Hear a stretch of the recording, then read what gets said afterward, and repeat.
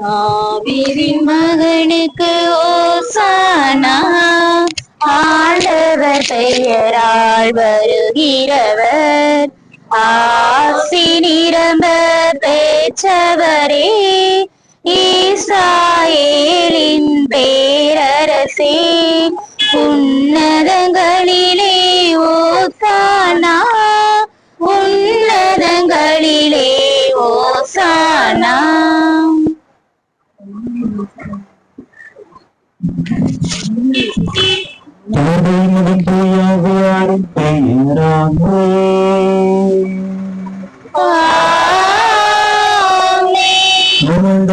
இயேசு கிறிஸ்துவின் அருளும் கடவுளின் அன்பும் தூயாரின் நட்புறவும் உங்கள் அனைவரோடும் இருப்பதாக.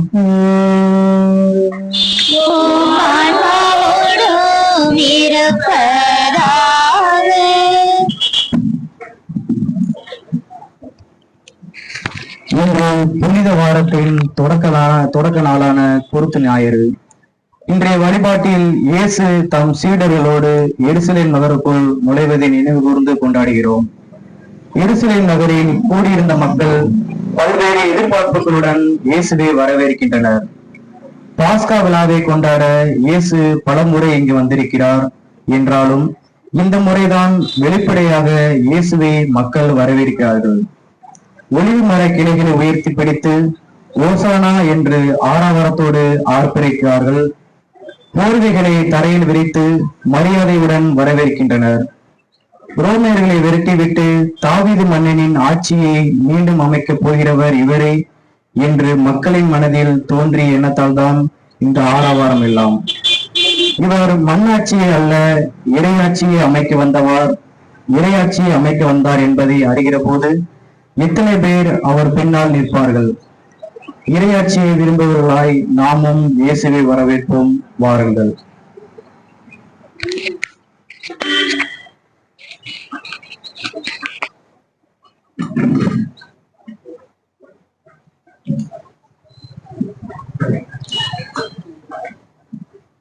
அன்புமிக்க சகோதர சகோதரிகளே, தவக்காலத்தின் தொடக்கத்திலிருந்தே பல்வேறு தவ முயற்சிகளால் பிறரன்பு பணிகளால் நம் இதயங்களை தயாரித்த பிற்பாடு புனித வாரத்திற்குள்ளாக நுழைவதற்காக ஒரே குடும்பமாக குழுமி இருக்கின்றோம்.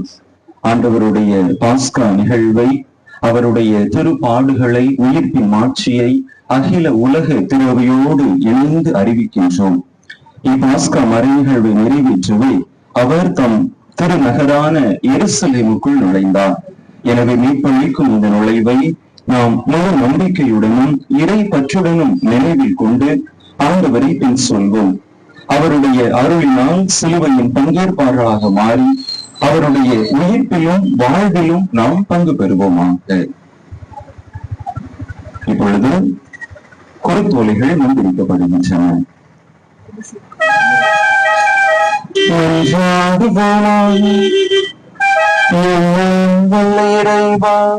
இக்குறுத்தோலைகளை உனது ஆசையால் புனிதப்படுத்தியிருந்தோம். அதனால் கிறிஸ்து அரசரை அக்களிப்புடன் பின்பற்றும் நாங்கள் அவர் வழியாக நிலையான எருசலேமுக்கு வந்து சேர ஆற்றல் பெறுவோமாக. என்றென்றும் வாழ்ந்து ஆட்சி செய்கின்றவர் வழியாக உம்மை மன்றாடுகின்றோம்.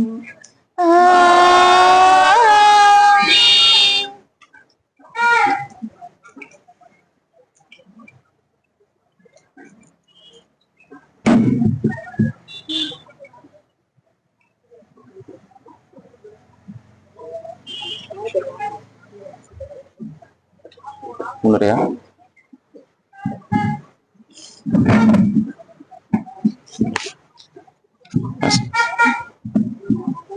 இயேசு கழுதை மீது ஏறி அமர்ந்து அவருடைய சீடர்களோடு எருசலேமுக்குள் நுழைவதையும் மக்கள் அவரை ஆர்ப்பரித்து வரவேற்பதையும் கூறும் நற்செய்தியை இப்பொழுது வாசிக்க கேட்போமாக.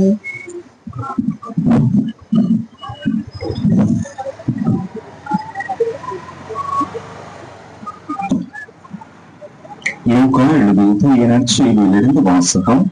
அதிகாரம் 19 இறை வசனங்கள் 28 முதல் 40 முடிய. அக்காலத்தில் இயேசு முன்பாகவே எருசலேமுக்கு புறப்பட்டு சென்றார். ஒலிவம் என வழங்கப்படும் மலை அருகிலுள்ள பெத்பகு, பெத்தானியா என்ற ஊர்களை அவர் நெருங்கி வந்தபோது 2 சீடர்களை அனுப்பினார். அப்போது அவர் அவர்களிடம், எதிரே இருக்கும் ஊருக்குள் போங்கள். அதில் நுழைந்ததும் இதுவரை யாரும் அமராத ஒரு கழுதை குட்டி கட்டி வைக்கப்பட்டிருப்பதை காண்பீர்கள். அதை அவிழ்த்து கொண்டு வாருங்கள். யாராவது உங்களிடம் ஏன் அவிழ்க்கிறீர்கள் என்று கேட்டால், இது ஆண்டவருக்கு தேவை என சொல்லுங்கள் என்றார். அனுப்பப்பட்டவர்கள் சென்று அவர் தங்களுக்கு சொன்னவாறு இருக்க கண்டார்கள். அவர்கள் அதை அவிழ்த்து கொண்டிருந்த போது கழுதையின் உரிமையாளர்கள், கழுதையை ஏன் அவிழ்க்கிறீர்கள் என்று அவர்களிடம் கேட்டார்கள். அதற்கு அவர்கள், இது ஆண்டவருக்கு தேவை என்றார்கள். பின்பு அதை இயேசுவிடம் ஓட்டி வந்தார்கள். அக்கழுதையின் மேல் தங்கள் மேலுடைகளை போட்டு இயேசுவை அதன் மேல் ஏறச் செய்தார்கள்.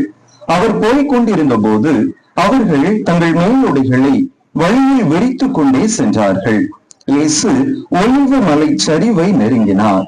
அப்போது திரண்டிருந்த சீடர் அனைவரும் தாங்கள் கண்ட அனைத்து வல்ல செயல்களுக்காகவும் உரத்த குரலில் மகிழ்ச்சியோடு கடவுளை புகழத் தொடங்கினர். ஆண்டவர் பெயரால் அரசராய் வருகிறவர் ஆசி பெற்றவர், விண்ணகத்தில் அமைதியும் மாட்சியும் உண்டாகுக என்றனர். அப்போது கூட்டத்தில் இருந்த பரிசேயர்கள் சிலர் அவரை நோக்கி, போதுகரே, உன் சீடர்களை கடிந்து கொள்ளும் என்றனர். அதற்கு அவர் மறுமொழியாக, இவர்கள் பேசாதிருந்தால் கற்களே கத்தும் என நான் உங்களுக்கு சொல்கிறேன் என்றார். ஆண்டவரின் அருள் வாக்கு. கிறிஸ்துவே உமக்கு புகழ். அன்பு மக்களே, இப்பொழுது நாம் பவனியை தொடங்க இருக்கின்றோம். தூபம் ஏந்திய பணியாளர்கள் முன் செல்ல, அதை தொடர்ந்து விளக்கு ஏந்திய பணியாளர்கள் அவர்களை தொடர்ந்து அருட்பணியாளரும், அதை தொடர்ந்து மக்களும் நாம் இந்த பயணத்தை தொடர இருக்கின்றோம். எந்தவித பராக்குகளுக்கும் இடம் கொடுக்காமல் குருத்தோலைகளை கையில் ஏந்தியவாறு ஆண்டவருடைய பாடுகளின் பயணத்தில் நாம் பங்கெடுக்கிறோம் என்கின்ற அந்த ஒரு நம்பிக்கை உணர்வோடு இந்த திருப்பவனியிலே நாம் கலந்து கொள்வோம். முதல் வாசகம்.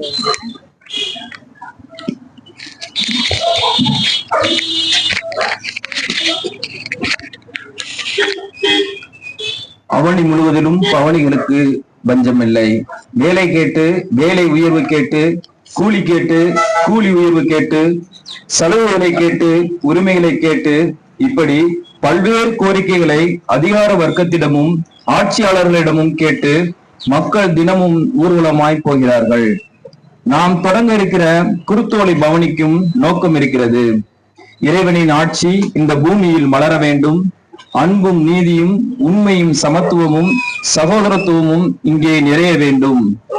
இயேசுவின் தலைமையில் ஒரு புதிய உலகம் படைத்திட, அதற்கு நமது இதயங்களை தயார்த்திட மகிழ்ச்சியோடு ஆர்ப்பரித்து பவனியாய் செல்வோம்.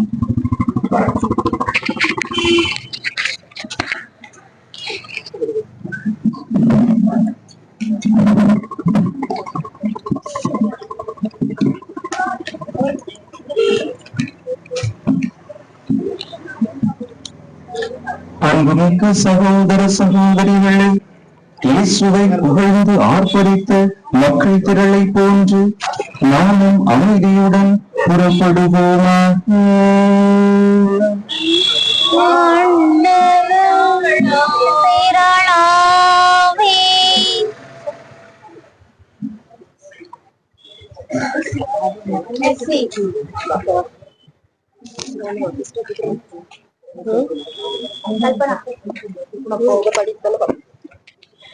மலர்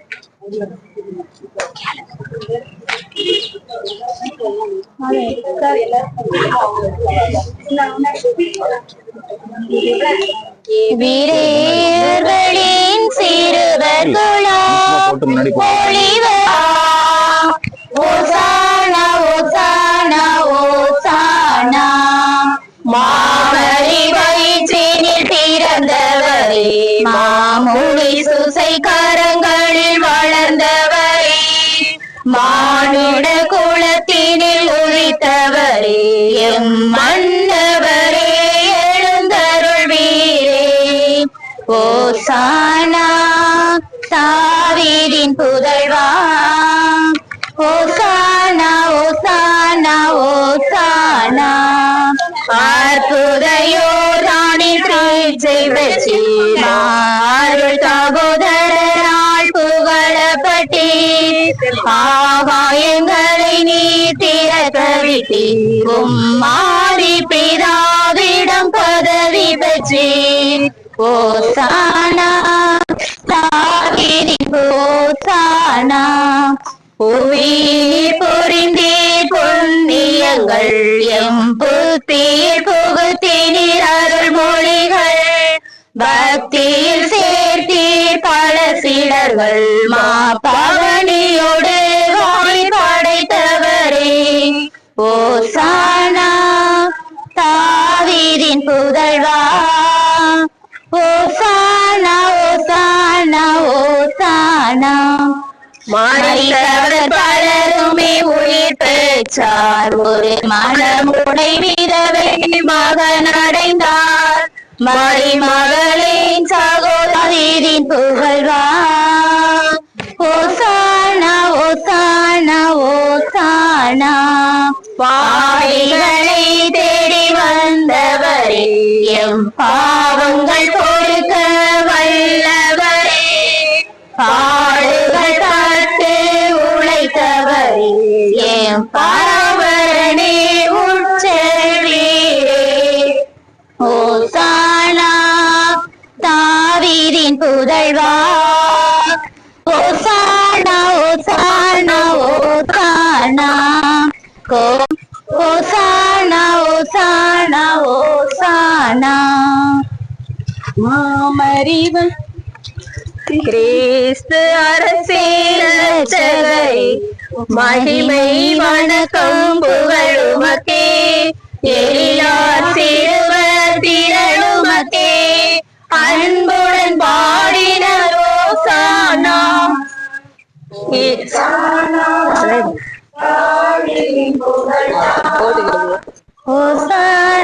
ஓசானா ஓசானா.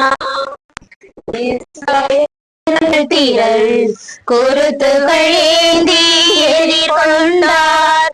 ஜெபமும் கீதமும் காணிக்கையும் கொண்டு யாம் இதோ வருகின்றோம். கிறிஸ்து அரசே இரட்சகரே, மகிமை வணக்கம் புகழ் உமக்கே. எழிலார் சிறுவர் திரளுமக்கே, அன்புடன் பாடினர் ஓசானா.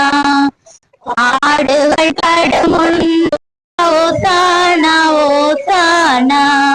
மாமரி வயிற்றில் பிறந்தவரே, மாமுனி சுத்தை கரங்களில் வளர்ந்தவரே. மானிட குலத்தினில் உதித்தவரே எம் மன்னவரே செய்வீர். அருள் சகோதரரால் புகழப்பட்டீர். ஆகாயங்களை நீர் திறக்க விட்டீர். உம்மாதி பிதாவிடம் பதவி பெற்றீர். ஓசானா தாவீதின் புதல்வா, ஓசானா ஓசானா ஓசானா. தாவீது ஓசானா ஓசானா ஓசானா. மரித்தவர் பலருமே உயிர் பெற்றார். ஒரு மனமுடை விதவை மகன் அடைந்தார். மரிமகளே சகோதரன் பெற்றார். எம் மனக்குலம் ரட்சிக்க வந்தவரே. ஓசானா தாவீதின் புதல்வா, ஓசானா ஓசானா ஓசானா. குருடர் அநேகர் ஒளி பெற்றார். முடம் கூன் செவிடர் பல சுழி போற்றி. இயேசு அரசரே அரசாழ்வீர். ஓசானா தாவீதின் புதல்வா, ஓசானா ஓசானா ஓசானா. ஆண்டவர் புனித நகரத்தில் நுழைகையில் எபிரேய சிறுவர் குழாம் உயிர் தெழுதலை அறிந்தவராய் குறித்து மடல்களை ஏந்தி நின்று உன்னதங்களிலே ஓசானா என்று மகிழ்வுடன் ஆர்ப்பரித்தார். எருசலேம் நகருக்கு இயேசு பிரான் வருவதை கேட்ட மக்கள் எல்லாம் அவரை எதிர்கொண்டழைத்தனரே. குறித்து மடல்களை ஏந்தி நின்று உன்னதங்களிலே ஓசானா என்று மகிழ்வுடன் ஆர்ப்பரித்தார்.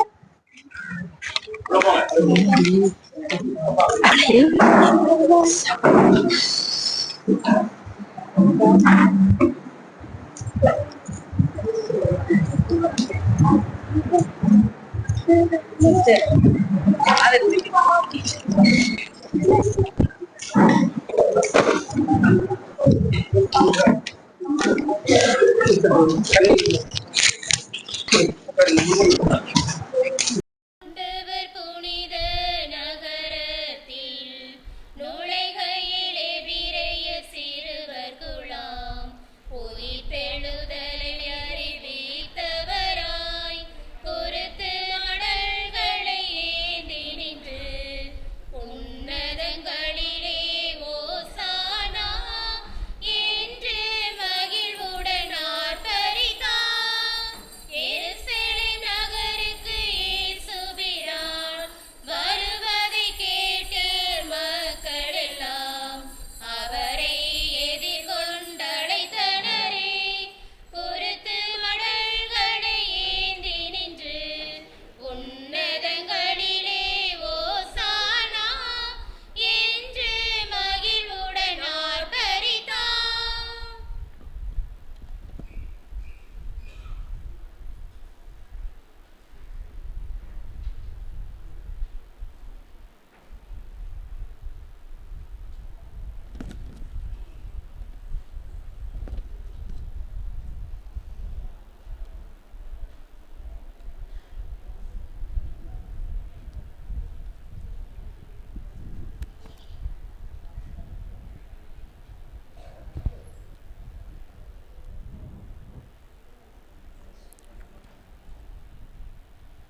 மன்றாடுவோமாக.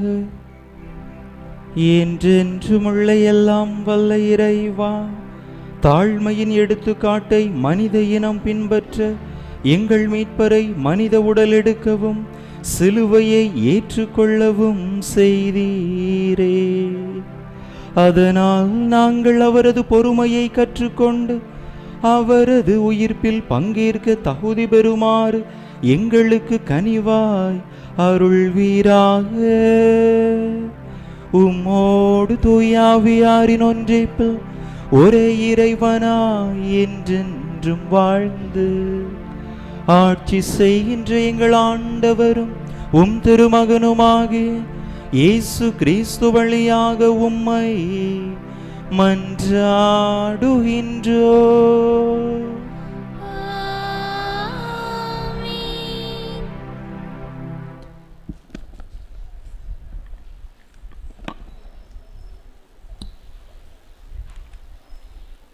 இன்றைய வழிபாட்டின் முதல் வாசகம் இறைவாக்கினர் எசையாவின் ஏட்டிலிருந்து இடம்பெறுகிறது.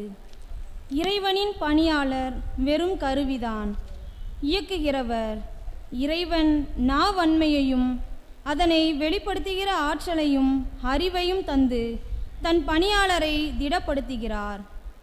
இறைவன் ஆகவே எதிர்ப்பவர்கள் மலை போல எழுந்தாலும் இறை பணியாளர் அஞ்சிட தேவையில்லை. இறைவனின் துணையை மட்டுமே நம்பி இறை பணியாளர் செயல்படுகிறார் என்கிற கருத்துக்களை சுமந்து வரும் இவ்வாசகத்தை கேட்போம்.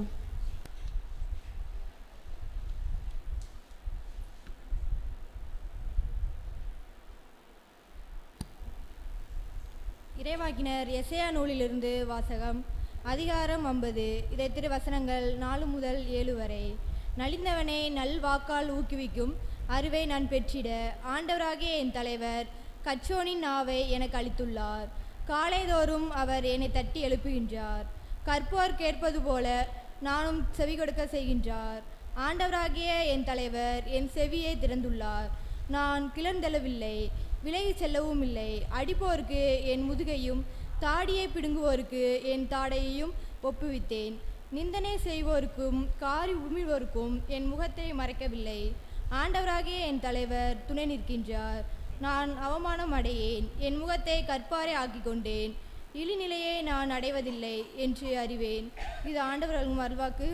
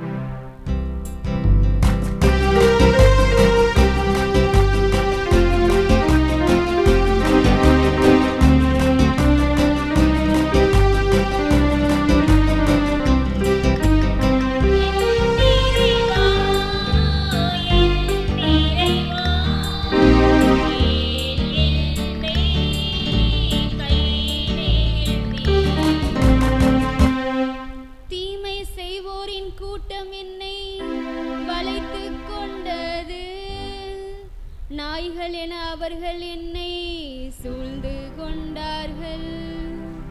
என் கைகளையும் கால்களையும் துளைத்தார்கள். என் எலும்புகளை எல்லாம் நான் எண்ணி விடலாம்.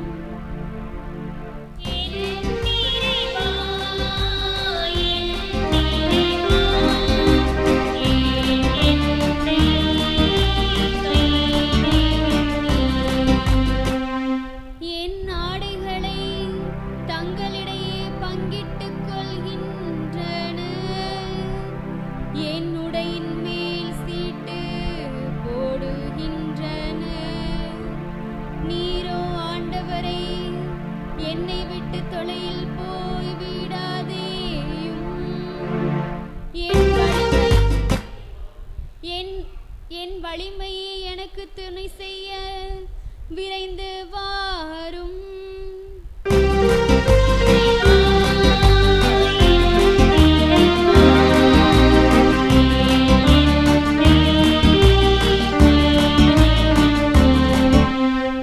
உமது பெயரை என் சகோதரருக்கு அறிவிப்பேன். சபை நடுவே உம்மை புகழ்ந்து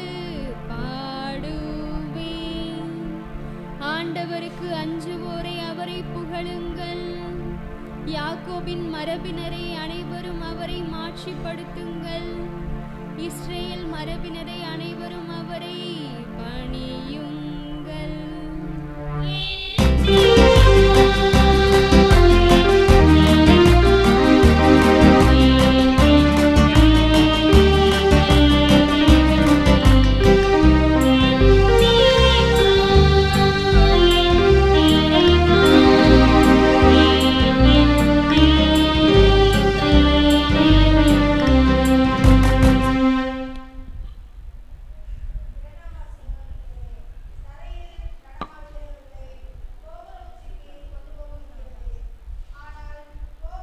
உட்கார்ந்து பழகிவிட்டவர்களை மறுபடியும் தரைக்கு கொண்டு வர முடிவதில்லை.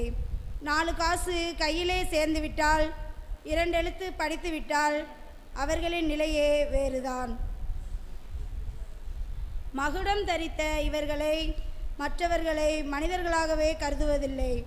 ஆனால் தெய்வீகமே மானுடத்துக்கு இறங்கி வந்து கடவுளின் தன்மை கொண்ட இயேசு எளிமையின் கோலமாய் அடிமையின் நிலையை ஏற்க தயாரானதை திருத்தூதர் பவுல் பிலிப்பியருக்கு எழுதிய திருமுகத்திலிருந்து வாசிக்க கேட்போம்.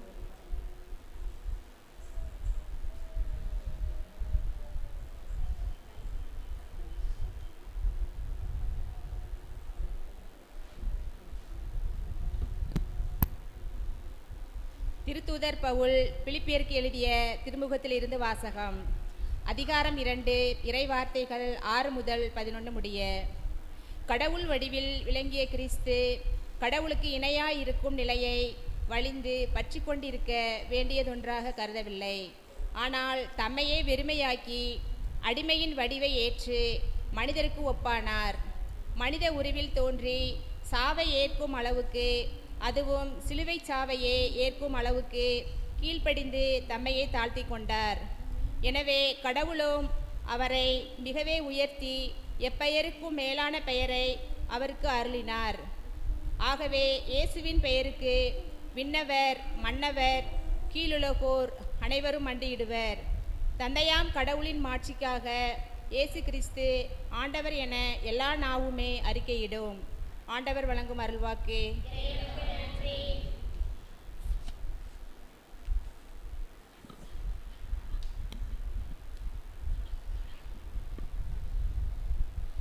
சாவை ஏற்கும் அளவுக்கு, அதுவும் சிலுவை சாவை ஏற்கும் அளவுக்கு கீழ்ப்படிந்து தம்மையே தாழ்த்திக் கொண்டார். எனவே கடவுளும் அவரை மிகவே உயர்த்தி எப்பெயருக்கும் மேலான பெயரை அவருக்கு அருளினார்.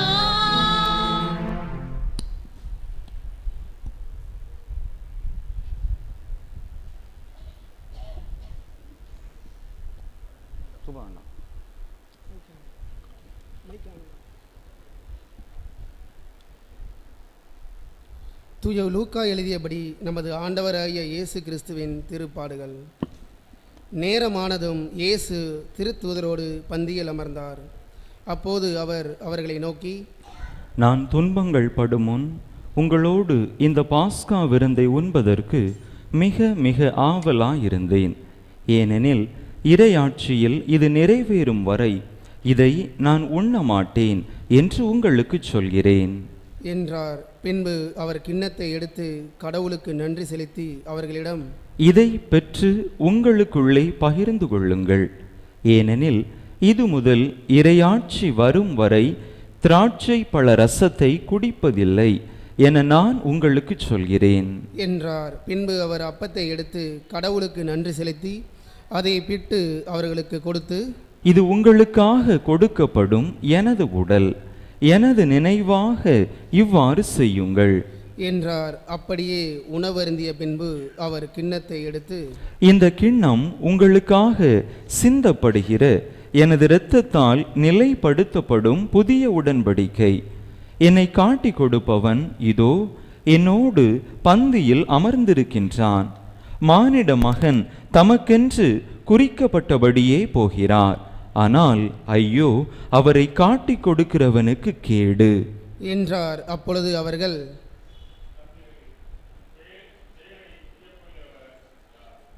என்று தங்களுக்குள்ளே கேட்கத் தொடங்கினார்கள். மேலும் தங்களுக்குள்ளே பெரியவராக எண்ணப்பட வேண்டியவர் யார் என்ற விவாதம் அவர்களிடையே எழுந்தது. இயேசு அவர்களிடம், பிற இனத்தவரின் அரசர்கள் மக்களை அடக்கி ஆளுகின்றார்கள்.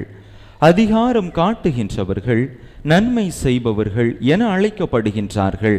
ஆனால் நீங்கள் அப்படி செய்யலாகாது. உங்களுள் பெரியவர் சிறியவராகவும் ஆட்சி புரிபவர் தொண்டு புரிபவராகவும் மாற வேண்டும். யார் பெரியவர்?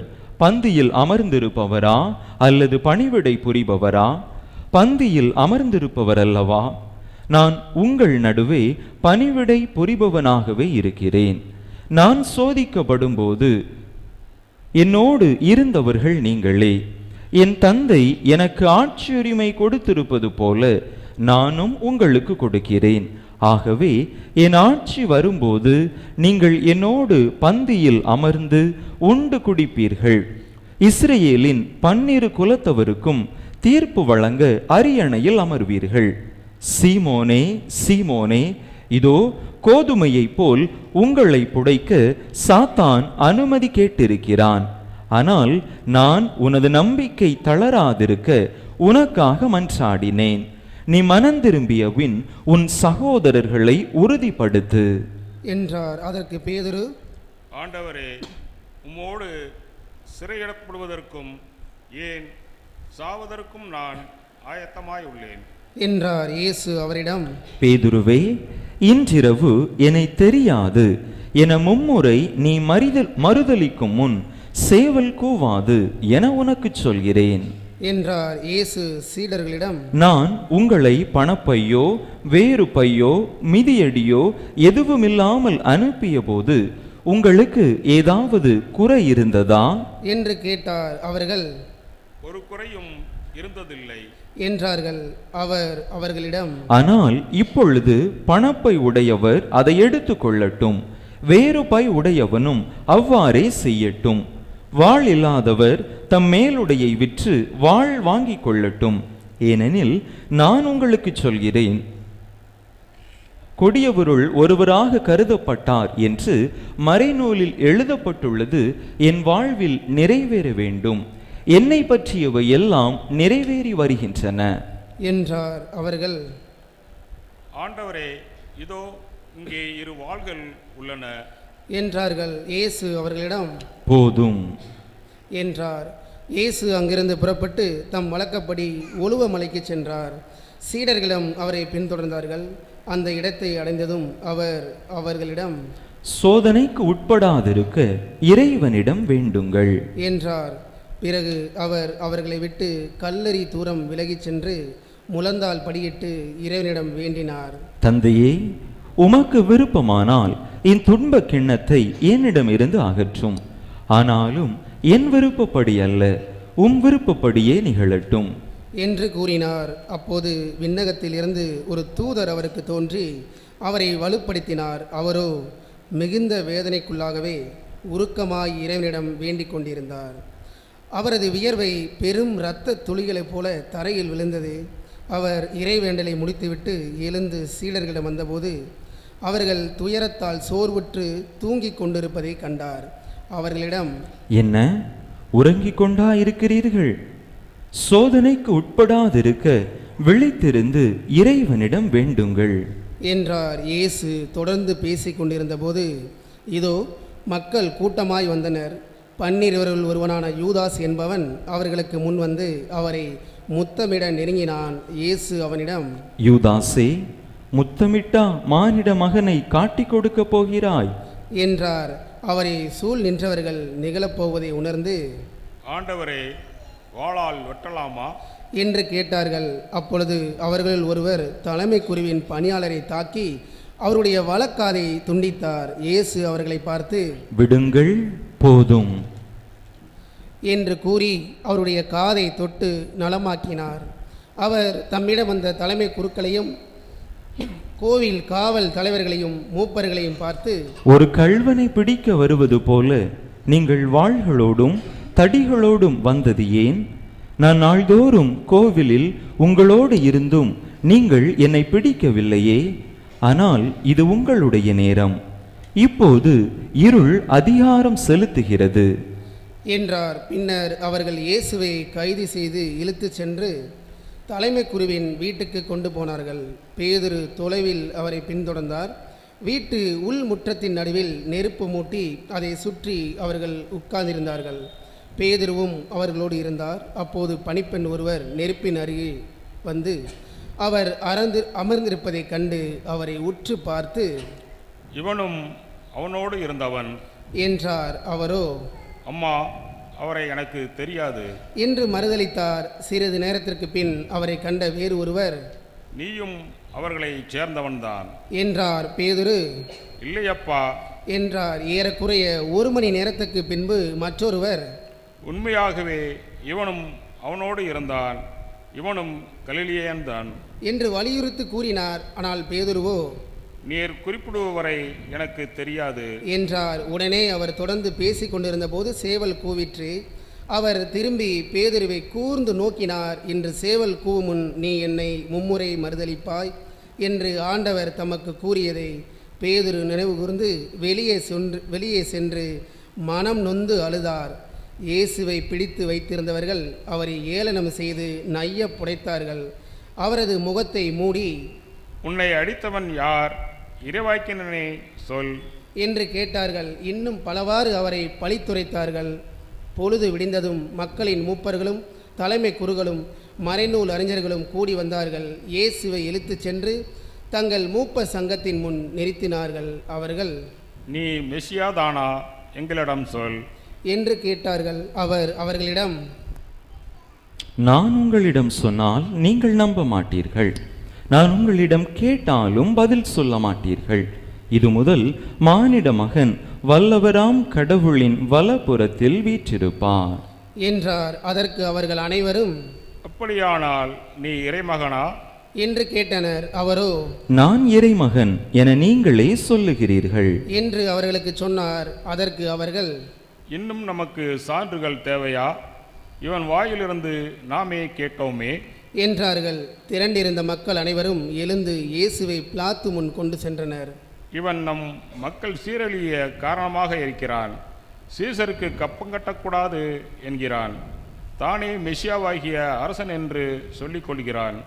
இவற்றையெல்லாம் நாங்களே கேட்டோம் என்று அவர்கள் இயேசுவின் மேல் குற்றம் சுமத்த தொடங்கினார்கள். பிலாத்து அவரை நோக்கி, நீ யூதனின் அரசனா என்று கேட்க அவர், அவ்வாறு நீர் சொல்கிறீர் என்று பதில் கூறினார். பிலாத்து தலைமை குருக்களையும் மக்கள் கூட்டத்தையும் பார்த்து, இவனிடம் நான் குற்றம் ஒன்றும் காணவில்லை என்று கூறினான். ஆனால் அவர்கள், இவன் கலிலேயா தொடங்கி யூதேயா வரை இவ்விடம் முழுவதிலும் மக்களுக்கு கற்பித்து அவர்களை தூண்டிவிடுகிறான் என்று வலியுறுத்தி கூறினார்கள். இதை கேட்ட பிலாத்து, இவன் கலிலேயனா என்று கேட்டான். அவர் ஏரோதுவின் அறியாதற்கு உட்பட்டவர் என்று அவன் அறிந்து அப்போது எருசலேமில் இருந்த ஏரோதுவிடம் அவரை அனுப்பினான். இயேசு கண்ட ஏரோது மற்றற்ற மகிழ்ச்சியடைந்தான். ஏனெனில் அவரை குறித்து கேள்விப்பட்டு அவரை காண நெடுங்காலமாக விருப்பமாயிருந்தான். அவர் அடையாளம் ஏதாவது செய்வதை காணலாம் என்று நெடுங்காலமாய் எதிர்பார்த்திருந்தான். அவன் அவரிடம் பல கேள்விகள் கேட்டான். ஆனால் அவர் அவருக்கு பதில் எதுவும் கூறவில்லை. அங்கு நின்ற தலைமை குருக்களும் மறைநூல் அறிஞர்களும் அவர் மின் மிகுதியான குற்றம் சுமத்தி கொண்டிருந்தார்கள். ஏரோது தன் படை வீரரோடு அவரை இகழ்ந்து ஏளனம் செய்து பளபளப்பான ஆடையை அவருக்கு உடுத்தி அவரை பிலாத்தியிடம் திருப்பி அனுப்பினான்.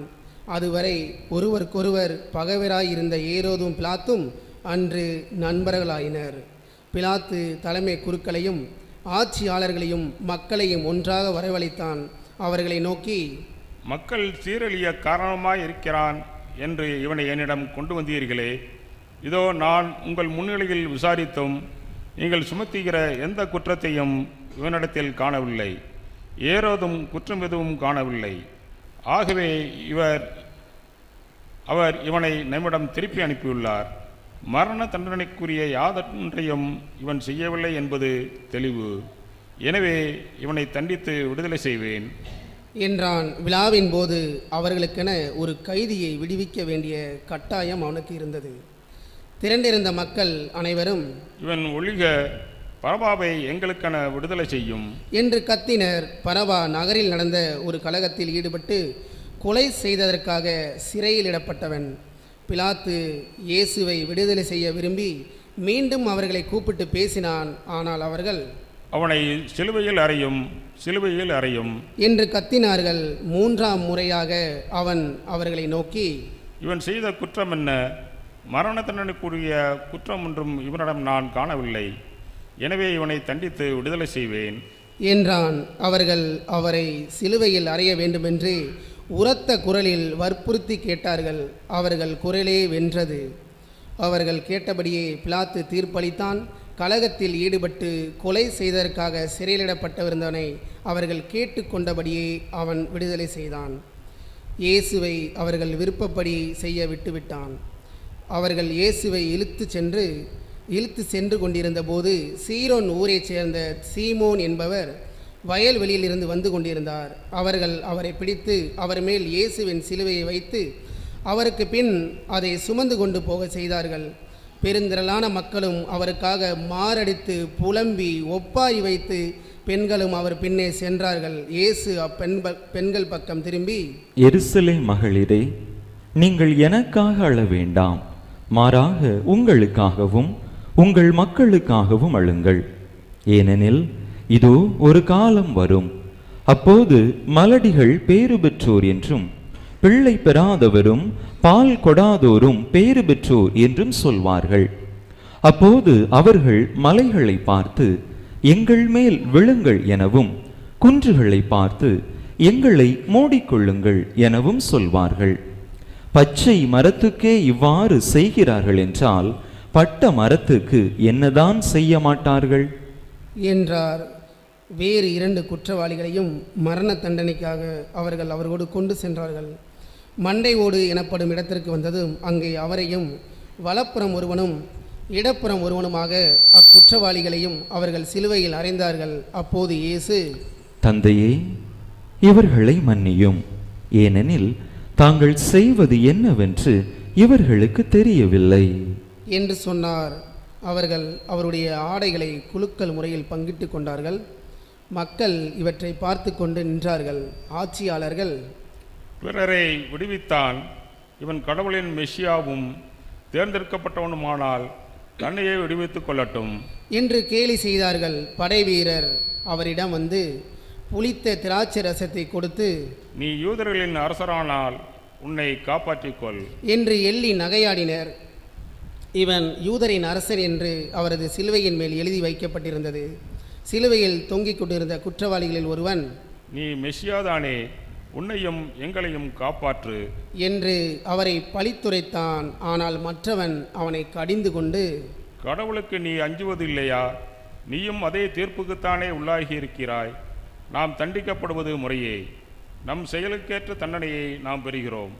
இவர் ஒரு குற்றமும் செய்யவில்லையே என்று பதிலுரைத்தான். பின்பு அவன், இயேசுவே, நீர் ஆட்சியுரிமை பெற்று வரும்போது என்னை நினைவிற்கொள்ளும் என்றான். அதற்கு இயேசு அவனிடம், நீர் இன்று என்னோடு பேரின்ப வீட்டில் இருப்பீர் என உறுதியாக உமக்கு சொல்கிறேன் என்றார். ஏறக்குறைய நண்பகல் 12 மணி முதல் பிற்பகல் 3 மணி வரை நாடெங்கும் இருள் உண்டாயிற்று. கதிரவன் ஒளி கொடுக்கவில்லை. திருக்கோவிலின் திரை நடுவில் கிழிந்தது. தந்தையே, உம் கையில் என் உயிரை ஒப்படைக்கிறேன் என்று இயேசு உரத்த குரலில் கூறி உயிர் திறந்தார். அனைவரும் முழந்தாளிட்டு சிறிது நேரம் மௌனமாக மன்றாடுவோம்.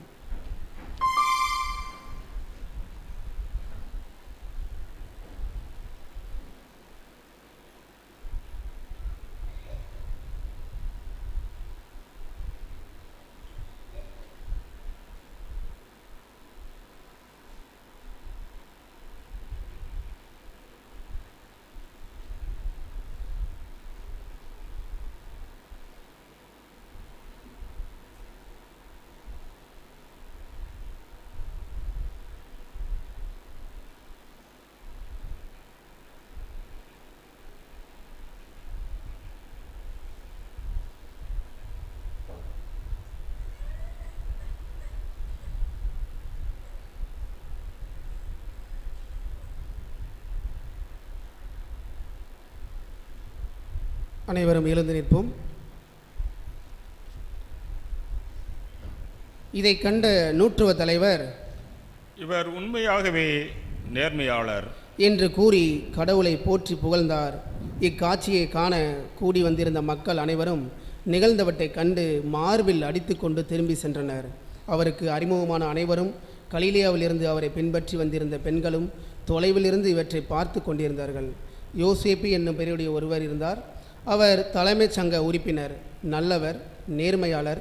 தலைமைச் சங்கத்தினரின் திட்டத்துக்கும் செயலுக்கும் இணங்காத அவர் யூதேவில் உள்ள அரிமத்தியா ஊரை சேர்ந்தவர். இறையாட்சியின் வருகைக்காக காத்திருந்தவர். அவர் பிலாத்துவிடம் போய் இயேசுவின் உடலை கேட்டார். அவர் அவரது உடலை இறக்கி மெல்லிய துணியால் சுற்றி பாறையில் குடைந்திருந்த கல்லறையில் வைத்தார். அதற்கு முன்பு யாரையும் அதில் அடக்கம் செய்ததில்லை. அன்று ஆயத்த நாள், ஓய்வு நாளின் தொடக்கம். கலிலேயாவிலிருந்து அவரோடு வந்திருந்த பெண்கள் பின்தொடர்ந்து சென்று கல்லறையை கண்டார்கள்.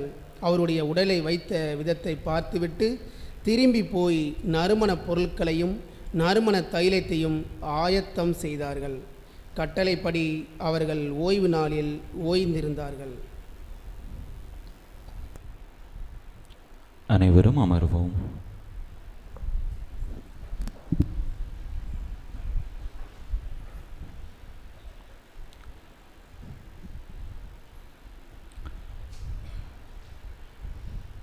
ஒரு சிலர் பார்க்குறாங்க, இவ்வளோ பெரிய வாசகம் இப்போ தான் வாசித்திருக்கோம், திரும்பியும் ஒரு பிரசங்கமா அப்படின்னு சொல்லி. அன்பு மக்களே, ஒரு முக்கியமான நாள் இன்றைய நாள். எனவே ஒரு சிறிய சிந்தனையை மட்டும் உங்களோடு பகிர்ந்து கொள்ள ஆசைப்படுகின்றேன். அன்பு மக்களே, வருடத்தில் மொத்தம் எத்தனை ஞாயிற்றுக்கிழமைகள் இருக்கின்றன? எத்தனை ஞாயிற்றுக்கிழமை கேள்விப்பட்டிருப்போம்ல, இத்தனை ஞாயிற்றுக்கிழமை இருக்குது. 12 மாதம்னு சொல்லி சடக்குன்னு சொல்லிடுவோம். எத்தனை ஞாயிற்றுக்கிழமைகள் இருக்கின்றன? 52 ஞாயிற்றுக்கிழமைகள் இருக்கின்றன. அப்படின்னா இந்த 52 ஞாயிற்றுக்கிழமைகளில் இந்த ஒரு ஞாயிற்றுக்கிழமை சற்று வித்தியாசமானது கிறிஸ்தவர்களுக்கு. என்னன்னு சொல்லுங்க பார்க்கலாம். அந்த 51 வாரங்கள் அது ஒரு தனித்தன்மை வாய்ந்தது. இந்த ஒரு ஞாயிற்றுக்கிழமை ஒரு தனித்தன்மை வாய்ந்தது. என்னவா இருக்கலாம்? புனித வாரம். சரி, வேற?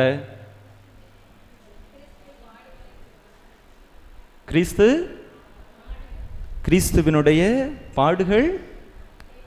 பாடுகளை குறித்து நம்ம சிந்திக்கிறோம். அன்பு மக்களே, ஞாயிற்றுக்கிழமை என்று சொன்னாலே இயேசுவினுடைய உயிர்ப்பை அறிக்கையிடுவதற்காக திருச்சபை நமக்கு கொடுத்திருக்கக்கூடிய ஒரு அற்புதமான நாள். மற்ற எல்லா நாட்களிலும் இயேசுவினுடைய அந்த உயிர்ப்பைத்தான் நாம் கொண்டாடுவோம்.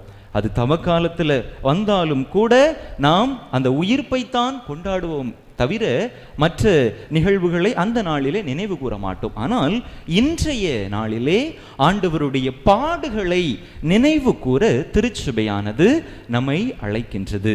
புனித வாரத்திற்குள்ளாக அடியெடுத்து வைத்திருக்கின்றோம். இயேசுவினுடைய பாடுகள், தொடர்ந்து அவருடைய பணிவாழ்வு முழுவதும் பாடுகள் தான்.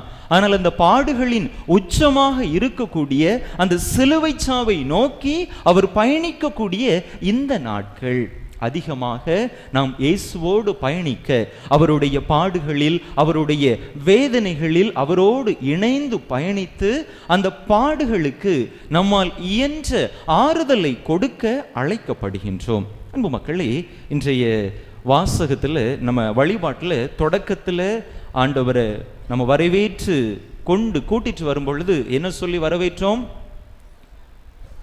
தாவீதின் மகனுக்கு ஓசானா ஓசானா அப்படின்னு சொல்லி ஆண்டவரை போற்றி புகழ்ந்து வரவேற்றோம்.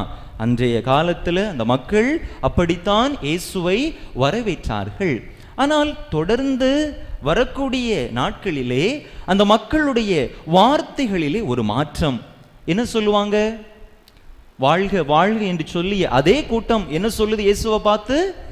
ஒளிக ஒளிக, சிலுவையில் அறையும் சிலுவையில் அறையும் என்று மாற்றி பேசுகின்றது. இன்னைக்கு நம்முடைய சிந்தனைக்கு இதைத்தான் எடுத்துக்கொள்ளுகின்றோம். வார்த்தைகளை வாக்குகளை மாறி மாறி பேசக்கூடிய இந்த மனப்பாங்கு நம்மகிட்ட இந்த மனப்பாங்கு இருக்குதா? ஒரு தடவை பேசிட்டு அப்படியே மாற்றி பேசக்கூடிய மனப்பாங்கு ஆட்கள் இருக்கும் பொழுது ஒரு விதத்தில் பேசிட்டு அவங்க போன பிறகு இன்னொரு விதமாக பேசக்கூடிய மனப்பாங்கு நம்மிடத்தில் இருக்கிறதா? நமக்கு தெரியாது, அப்படிதானே? ஒரு அனிச்சை செயல் போன்று நம்மிடத்தில் இப்படிப்பட்ட மனநிலைகள் ஒட்டி கொண்டுதான் இருக்கின்றன. இன்றைய நாளிலே அதை குறித்து சற்று சிந்திப்போம். அன்பு மக்களே, கடந்த வாரத்திலே எனக்கு ஒரு அலைபேசி அழைப்பு, எனக்கு தெரிந்த ஒரு குடும்பத்தாரிடமிருந்து அழைப்பு. ஒரு நல்ல நண்பர்கள் போன்ற ஒரு அருமையான குடும்பம், அண்ணன் என்றுதான் அவர்களை அழைப்பேன். அப்பொழுது பேசி கொண்டிருந்தேன். அண்ணன் எப்படி இருக்கிறீங்க? வீட்டில் எல்லாரும் எப்படி இருக்கிறாங்க? குடும்பத்தில் எல்லாரும் நல்லா இருக்கிறாங்களா? ரொம்ப நாள் பிறகு கால் பண்ணியிருக்கிறீங்களே, என்ன அப்படின்னு சொல்லி பேசிகிட்டு இருந்தேன். கொஞ்ச நேரம் நல்லா தான் பேசிகிட்டு இருந்தார். திடீர்னு அழ ஆரம்பித்தார். ஆனால் என்ன ஆச்சு, நல்லா தானே இருந்தீங்க, திடீர்னு அழ ஆரம்பிக்கிறீங்களே என்ன அப்படின்னு சொல்லி கேட்ட பொழுது நான் விசாரித்தேன்.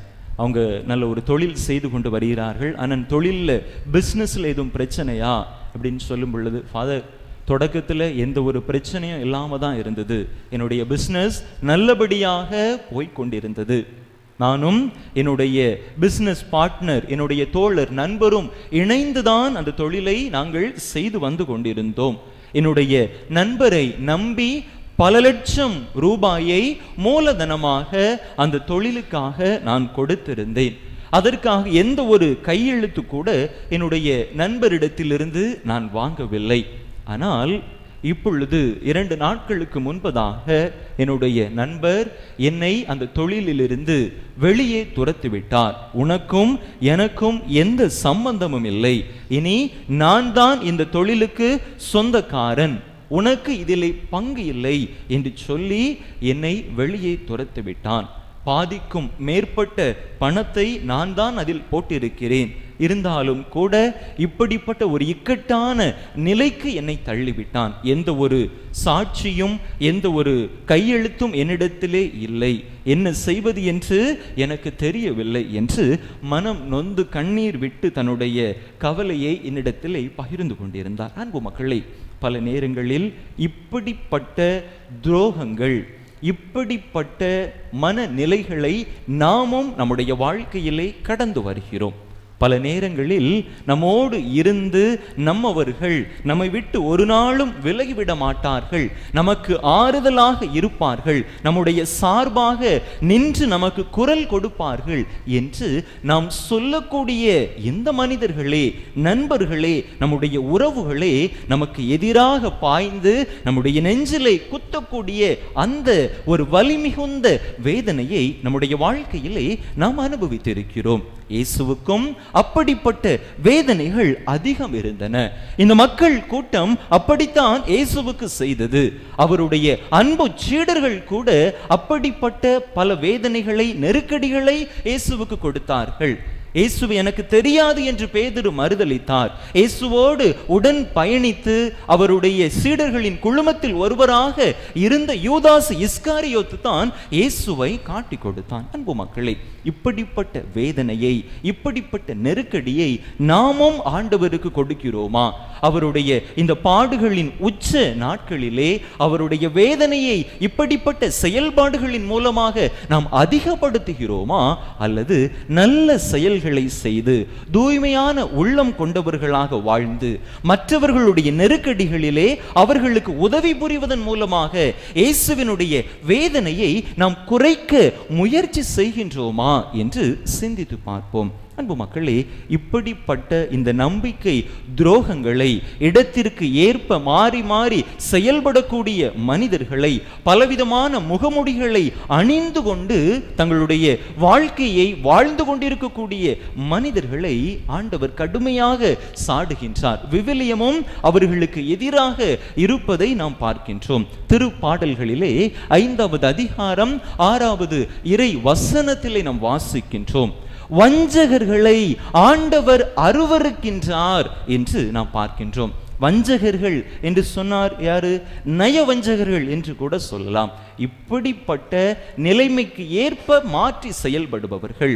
ஒருவர் இருக்கும்போது அவர்களை குறித்து ஒரு வார்த்தை சொல்லிவிட்டு அவர்கள் சென்ற பிற்பாடு அவர்களை குறித்து தவறாக பேசக்கூடிய ஒரு மனப்பாங்கு. பல நேரங்களில் நம்மளை அறியாமலே நாமும் இப்படிப்பட்ட தவறை தான் செய்து கொண்டிருக்கிறோம். அப்படிதானா? ஒருத்தங்க நம்ம கிட்ட இருக்கிறாங்க, பக்கத்தில் இருக்கிறாங்க, அவங்களோடு சேர்ந்து மற்றவர்களோடு பேசிக்கிட்டு இருக்கிற பொழுது அவங்கள பற்றி நல்லா பேசுவோம். ஆஹா, ஓஹோ, ஓ, அவங்க இப்படிப்பட்டவங்க அப்படின்னு சொல்லி ரொம்ப உயர்வாக பேசுவோம். அவங்க கொஞ்சம் தூரம் நம்மளை விட்டு விலகி போயிட்டாங்க அப்படின்னு சொன்னால், அவனை பற்றி நமக்கு தெரியாதா, அவளை பற்றி நமக்கு தெரியாதா, காசு சம்பாரித்து வச்சிருக்கிறான், அந்த காசு எப்படி வந்துட்டுன்னு சொல்லி நமக்கு தானே தெரியும். அவங்க இருக்கும் பொழுது ஆண்டவர் உங்களை நல்லா ஆசீர்வச்சிருக்கிறாரு, நல்லா இருக்கிறீங்க அப்படின்னு சொல்லி நல்லா பேசிட்டு அவங்க போன பிற்பாடு இந்த மாதிரி தவறான வார்த்தைகளை அவர்களுக்கு எதிராக பேசுவது, இதற்கு பெயர்தான் வஞ்சகம், நய வஞ்சகம். நய வஞ்சகரை ஆண்டவர் அருவருக்கின்றார் என்று பார்க்கிறோம். திருவெளிப்பாடு புத்தகத்திலே 3வது அதிகாரம் 16வது இறை வசனத்திலே ஆண்டவர் சொல்லுகின்றார், நீ குளிர்ச்சியாகவோ இல்லை, சூடாகவோ இல்லை, வெதுவெதுப்பாக இருக்கிறாய், உன்னை என்னுடைய வாயிலிருந்து நான் கக்கி விடுவேன் என்று ஆண்டவர் சொல்லுகின்றார். நீ நல்லவனாகவும் இல்லை, கெட்டவனாகவும் இல்லை, அதற்கு இடைப்பட்டவனாக இருக்கிறார். ஒரு சமயத்துல நல்லவனாக இருக்கிற, இன்னொரு சமயத்துல கெட்டவனாக இருக்கிற. அப்பனா நீ நடிக்கிற. இப்படிப்பட்ட ஒரு நிலைமை நீ கொண்டிருக்க கூடாது. இப்படிப்பட்ட ஒரு நிலைமையிலே நீ இருந்தால் என்னுடைய ஆசீர்வாதத்திலிருந்து உன்னை நான் விலக்கி வைத்து விடுவேன் என்று ஆண்டவர் சொல்லுகின்றார். ஒன்னு நல்லவனாயிரு, இல்லைன்னா கெட்டவனாயிரு. ஏதாவது ஒரு பாதையை தெரிந்தெடுத்து அதை நீ வாழ்ந்து காட்டு. நல்லவனாக ஒரு ஆடையை அணிந்து கொண்டு உள்ளுக்குள்ளே கெட்ட செயல்களை செய்யாதே. கெட்டவனாக இருந்து கொண்டு அப்படிப்பட்ட நல்ல காரியங்களை செய்வது போன்ற அந்த ஒரு தோற்றத்தை நீ கொடுக்காதே என்று ஆண்டவர் கூறுகின்றார். அன்பு மக்களை, நம்முடைய வாழ்க்கையை சற்று சிந்தித்து பார்ப்போம். என்னுடைய வாழ்க்கையிலே இப்படிப்பட்ட ஒரு இரட்டை மனநிலை இருக்கிறதா? கிறிஸ்தவர்களாகிய நாம் அப்படிப்பட்ட ஒரு மனநிலையை கொண்டிருக்க கூடாது என்பதுதான் ஆண்டவர் நமக்கு கற்றுத்தரக்கூடிய செய்தியாக இருக்கின்றது. தவறுன்னு அந்த இடத்துல தவறுன்னு சொல்லிடணும். அது சரி அப்படின்னு சொல்லி கொஞ்ச நாள் கழிச்சு அது தவறு அப்படின்னு சொல்லக்கூடாது. ஆண்டவர் அதைத்தான் தன்னுடைய வாழ்க்கையிலே செஞ்சார். தவறு செய்தவர்களுக்கு நேராக அதை தவறு என்று சொல்லிவிடுவார். நன்மை செய்தவர்களை அவர் பாராட்டி இன்னும் தொடர்ச்சியாக நல்ல காரியங்களை செய்ய ஊக்குவித்தார். அன்பு மக்களை, நம்முடைய வாழ்க்கையிலும் இப்படிப்பட்ட நல்ல மனநிலையை நாம் வளர்த்து கொள்ள முயற்சி செய்வோம். நம்ம வாழ்க்கையை கொஞ்சம் யோசித்து பார்த்தோம் அப்படின்னு சொன்னா, தெரிஞ்சோ தெரியாமலோ, புரிஞ்சோ புரியாமலோ இந்த தவறை நாம் பல நேரங்களில் செய்து கொண்டே இருக்கின்றோம். யார்கிட்ட ஏதாவது பிரச்சனை அப்படின்னு சொன்னால் நேருக்கு நேராக பேசிடணும், சரிங்களா? அவங்க இருக்கும்போது குழஞ்சு போயிட்டு பேசிட்டு அவங்க போன பிறகு அந்த மாதிரி பேசக்கூடிய, தவறாக பேசக்கூடிய, அவர்களுடைய பெயரை கெடுக்கக்கூடிய அந்த காரியங்களில் கிறிஸ்தவர்கள் ஈடுபடுவது அழகல்ல என்பதுதான் இயேசு இன்றைய நாளிலே நமக்கு சொல்லித் தரக்கூடிய செய்தியாக இருக்கின்றது. எனவே அன்பார்ந்த சகோதர சகோதரிகளே, இந்த அன்பின் நாளிலே, ஆண்டவருடைய பாடுகளின் தொடக்க நாளிலே நாம் இந்த ஒரு நல்ல காரியத்தை நம்முடைய வாழ்க்கையிலே பின்பற்ற முயற்சி செய்வோம்.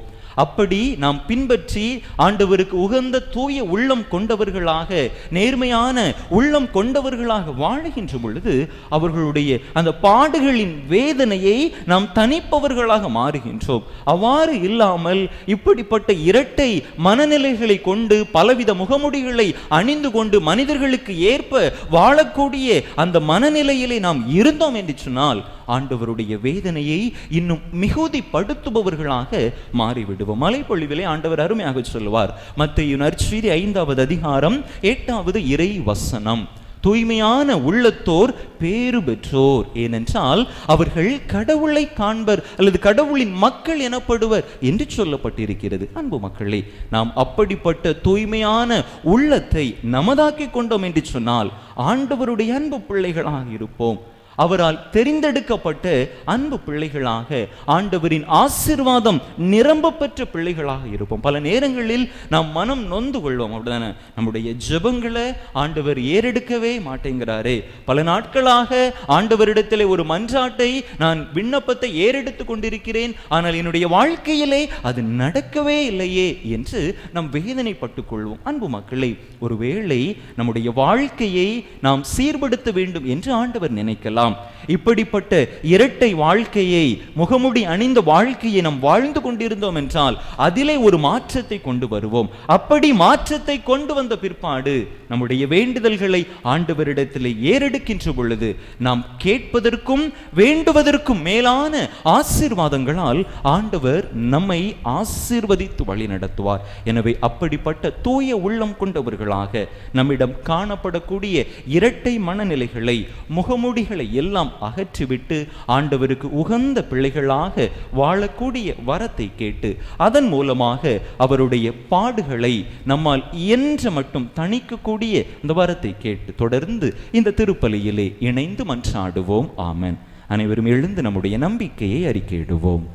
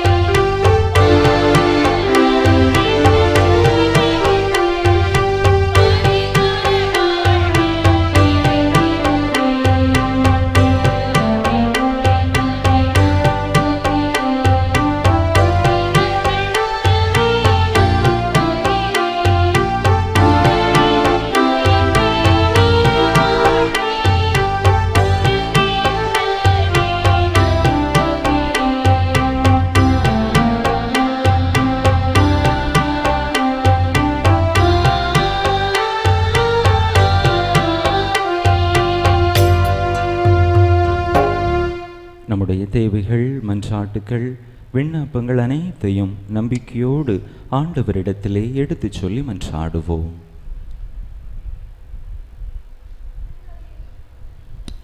திரு அவையை வழிநடத்தும் இறைவா, எம் திருத்தந்தை, ஆயர்கள், குருக்கள், துறவரத்தார், பொதுநிலையினர் அனைவரும் சந்திக்கும் அனைத்து சவால்களையும் மன வலிமையோடு எதிர்கொள்ளவும் மக்களை தமது முன்மாதிரியால் வழிநடத்தும் ஆற்றலையும் அளித்தருள வேண்டும் என்று இறைவாவை மன்றாடுகிறோம். எல்லாம் வல்ல இறைவா, எங்கள் மன்றாட்டை கேட்டருளும்.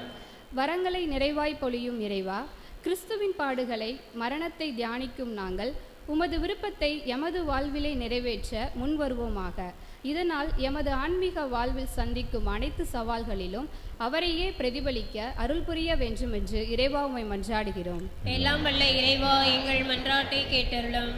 அரசர்களுக்கெல்லாம் அரசரே எம் இறைவா, எம் நாட்டை ஆளும் தலைவர்கள் தன்னலத்தோடு வாழாமல் தங்களை தேர்ந்தெடுத்த மக்களின் தேவைகளை நிறைவேற்றவும் நாடு வளமும் நலமும் பெற அவர்கள் உழைக்கவும் அவர்களுக்கு நல்மனதை தந்தருள வேண்டும் என்று இறைவாவை மன்றாடுகிறோம். எல்லாம் வல்ல இறைவா, எங்கள் மன்றாட்டை கேட்டருளும்.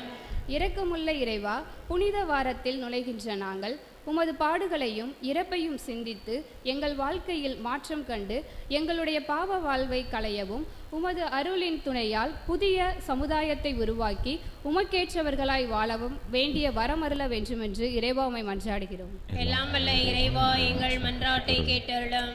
நம்முடைய தனிப்பட்ட தேவைகளுக்காக சில மணித்துளிகள் அமைதியாக இறைவனிடம் மன்றாடுவோம்.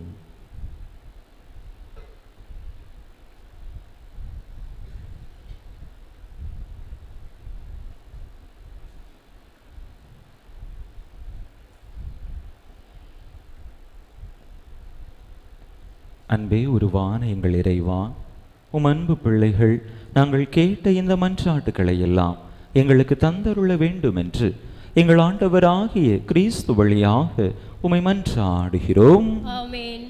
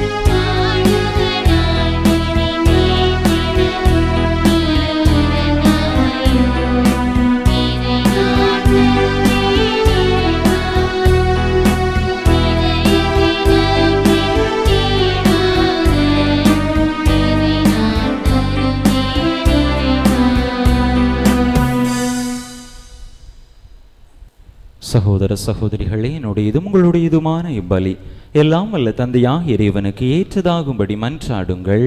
ஆண்டவர் தம் திருப்பெயரின் புகழ்ச்சிக்காகவும் மாட்சிக்காகவும் நமது நன்மைக்காகவும் புனித திரு அவையின் அனைத்து நலன்களுக்காகவும் உமது கையிலிருந்து இப்படியே ஏற்றுக்கொள்வாராக. ஆண்டவரே, உம் ஒரே திருமகனின் பாடுகளால் நீர் எம் மீது கொண்டுள்ள இரக்கம் நெருங்கி வருவதாக. எங்கள் செயல்களால் தகுதியற்றவர்களாயினும் இந்த ஒரே பலியின் ஆற்றலால் உமது இரக்கத்தை முன்கூட்டியே நாங்கள் கண்டுணர்வோமாக. எங்கள் ஆண்டவராகிய கிறிஸ்து வழியாக உம்மை மன்றாடுகின்றோ.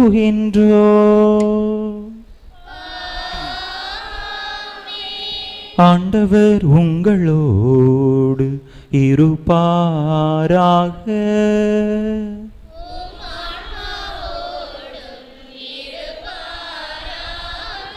இதயங்களை மேலே எழுப்புங்கள்.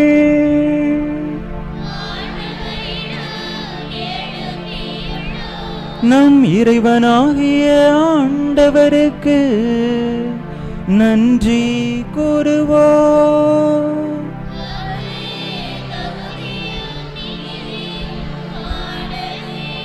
ஆண்டவரே, தூயவரான தந்தையே, என்றுமுள்ள எல்லாம் வல்ல இறைவா, எங்கள் ஆண்டவராகிய கிறிஸ்து வழியாக என்னாலும் எவ்விடத்திலும் நாங்கள் உமக்கு நன்றி செலுத்துவோம்.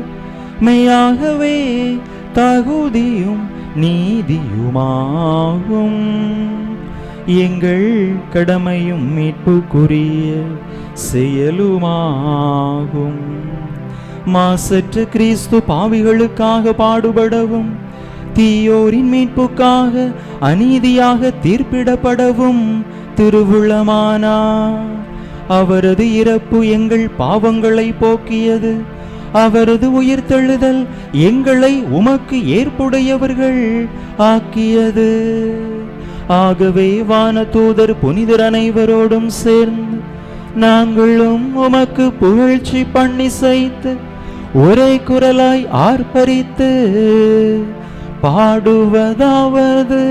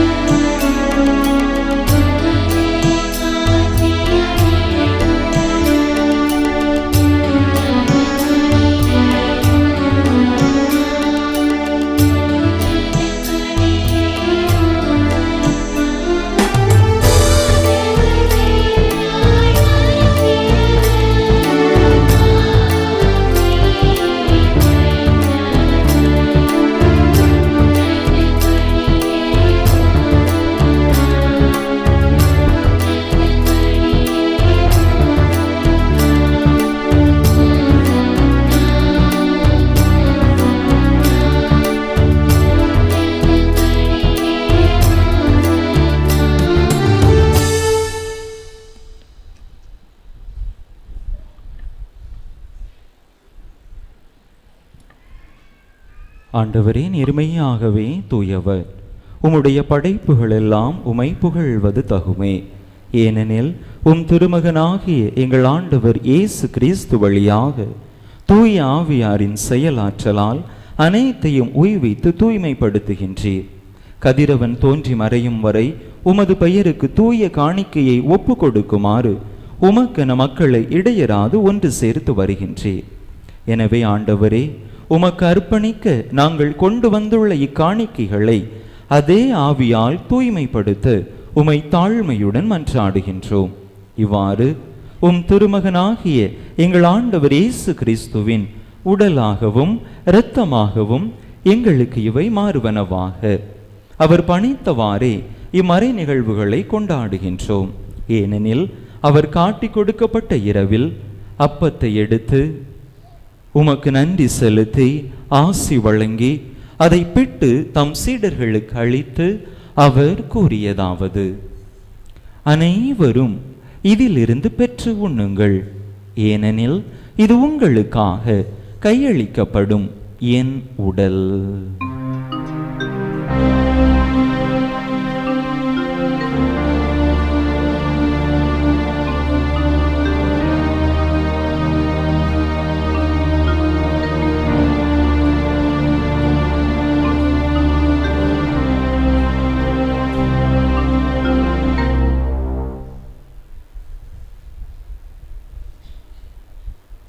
அவ்வண்ணமே இரவு விருந்தை அருந்திய பின் கிண்ணத்தையும் எடுத்து உமக்கு நன்றி செலுத்தி ஆசி வழங்கி அதை தம் சீடர்களுக்கு அளித்து அவர் கூறியதாவது: அனைவரும் இதிலிருந்து பெற்று பருகுங்கள், ஏனெனில் இது புதிய நிலையான உடன்படிக்கைக்குரிய என் இரத்தத்தின் கிண்ணம்.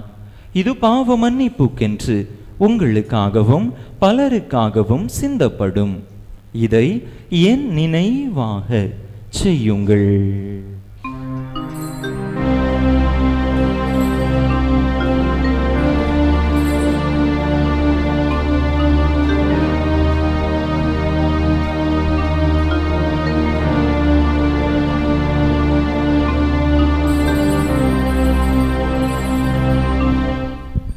நம்பிக்கையின் மறைபொருள்.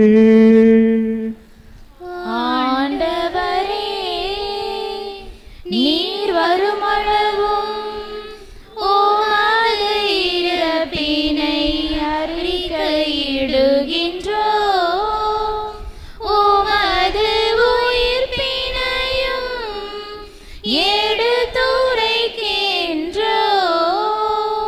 ஆகவே ஆண்டவரே, உம் திருமகனின் மீன்பளிக்கும் பாடுகளையும் வியப்புக்குரிய உயிர்ப்பையும் விண்ணேற்றத்தையும் நாங்கள் நினைவு கூறுகின்றோம். இவர் மீண்டும் வருவார் என எதிர்பார்த்திருக்கும் நாங்கள் இப்புனிதமான உயிருள்ள பலியை நன்றி செலுத்தி உமக்கு ஒப்பு கொடுக்கின்றோம். உமது திரு அவையின் காணிக்கையை கண்ணோக்கியருள்ள உமை மன்றாடுகின்றோம். இப்பலியினால் நீர் உளம் கனிய திருவிழமானீர். இவ்வாறு உம்முடைய திருமகனின் திருவுடல் திரு இரத்தத்தால் ஊட்டம் பெறும் நாங்கள் அவருடைய தூய ஆவியாரால் நிரப்ப பெற்று கிறிஸ்துவுக்குள் ஒரே உடலும் ஒரே உள்ளமும் உடையவராக விளங்கச் செய்வீராக. இவரே எங்களை உமக்கு என்றும் காணிக்கையாக்குவாராக. இவ்வாறு உமால் தேர்ந்து கொள்ளப்பட்டவர்களோடு முதலாக புனிதமிக்க கன்னியும் கடவுளின் தாயும் எங்கள் பாதுகாவலியுமான புனித ஜெபமாலை அன்னை, அவருடைய கணவரான புனித யோசேப்பு, புனித திருத்தூதர்கள், மாட்சிமிகு மறை சாட்சியர், மற்ற புனிதர்கள் அனைவரோடும் நாங்கள் உரிமை பேற்றுக்கு தகுதியுடையோர் ஆவோமாக. இவர்களின் வேண்டுதலால் நாங்கள் என்றும் உமது உதவியை பெறுவோம் என உறுதியோடு இருக்கின்றோம். ஆண்டவரே, எங்களை உமோடு ஒப்புரவாக்கும் இப்பலி உலகுக்கெல்லாம் அமைதியும் மீட்பும் தர வேண்டும் என மன்றாடுகின்றோம். இவ்வுலகில் பயணம் செய்யும் உமது திரு அவையை சிறப்பாக உமடியாராகிய எங்கள் திருத்தந்தை பிரான்சிஸ், எங்கள் ஆயர் ஸ்டீஃபன், ஏனைய ஆயர்கள், திருநிலையினர், உமக்கு சொந்தமான மக்கள் ஆகிய அனைவரையும் நம்பிக்கையிலும் அன்பிலும் உறுதி பெறச் செய்வீராக. நீர் விரும்பியபடி உம் திருமுன் நிற்கின்ற இக்குடும்பத்தின் வேண்டல்களுக்கு கனிவுடன் செவிசாய்த்தருளும். கனிவுள்ள தந்தையே, எங்கும் சிதறுண்டிருக்கும் உம்முடைய பிள்ளைகளை கனிவுடன் உமோடு சேர்த்து கொள்ளும். இறந்து போன எங்கள் சகோதர சகோதரிகளையும் உமக்கு உகந்தவர்களாய் வாழ்ந்து இவ்வுலகை விட்டு சென்ற அனைவரையும் உமது ஆட்சியில் கனிவுடன் ஏற்றருளும். நாங்களும் அங்கு வந்து சேர்ந்து அவர்களோடு உமது மாட்சியால் என்றும் மன நிறைவு அடைவோம் என எங்கள் ஆண்டவராகிய கிறிஸ்து வழியாக எதிர்நோக்கி இருக்கின்றோம். இவர் வழியாகவே நீர் உலகுக்கு எல்லா நன்மைகளையும் வழங்குகின்றீர்.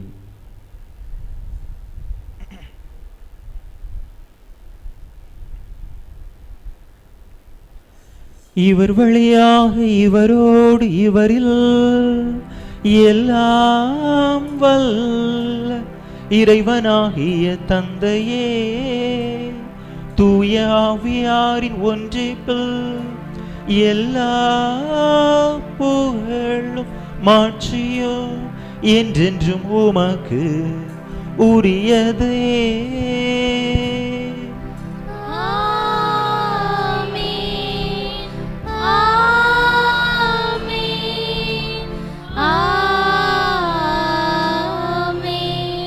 மீட்பரின் கட்டளையால் கற்பிக்கப்பட்டு இறை படிப்பினையால் பயிற்சி பெற்ற நாம் துணிந்து சொல்லுவோம். விண்ணுலகில் இருக்கிற எங்கள் தந்தையே, உமது பெயர் தூயது என போற்ற பெறுக. உமது ஆட்சி வருக. உமது திருவுளம் விண்ணுலகில் நிறைவேறுவது போல மண்ணுலகிலும் நிறைவேறுக. எங்கள் அன்றாட உணவை இன்று எங்களுக்கு தாரும். எங்களுக்கு எதிராக குற்றம் செய்வோரை நாங்கள் மன்னிப்பது போல எங்கள் குற்றங்களை மன்னியும். எங்களை சோதனைக்கு உட்படுத்தாதேயும், தீமையிலிருந்து எங்களை விடுவித்தருளும். ஆண்டவரே, தீமை அனைத்தில் இருந்தும் எங்களை விடுவித்து எங்கள் வாழ்நாளில் அமைதியை கனிவுடன் அருள உமை மன்றாடுகின்றோம். உமது இரக்கத்தின் உதவியால் நாங்கள் பாவத்தில் இருந்து எப்போதும் விடுதலை பெற்று யாதொரு கலக்கமுமின்றி நலமாய் இருப்போமாக. நாங்கள் எதிர்நோக்கி இருக்கும் பேரின்பத்துக்காகவும் எமீட்பராகிய இயேசு கிறிஸ்துவின் வருகைக்காகவும் காத்திருக்கின்றோம். ஆட்சியும் வல்லமையும் மாட்சியும் என்றென்றும் உமதே. ஆண்டவரே இயேசு கிறிஸ்துவே, அமைதியை உங்களுக்கு விட்டுச் செல்கின்றேன், என் அமைதியையே உங்களுக்கு அளிக்கின்றேன் என்றும் திருத்தூதர்களுக்கு மொழிந்தீரே. எங்கள் பாவங்களை பாராமல் உமது திரு அவையின் நம்பிக்கையை கண்ணோக்கி உமது திருவுளத்துக்கு ஏற்ப அதற்கு அமைதியையும் ஒற்றுமையையும் அளித்தருள்வீராக. என்றென்றும் வாழ்ந்து ஆட்சி செய்கின்றவர் நீரே. ஆண்டவருடைய அமைதி உங்கள் அனைவரோடும் என்றும் இருப்பதாக. ஒருவருக்கொருவர் கிறிஸ்து வழங்கும் அமைதியை பகிர்ந்து கொள்வோம்.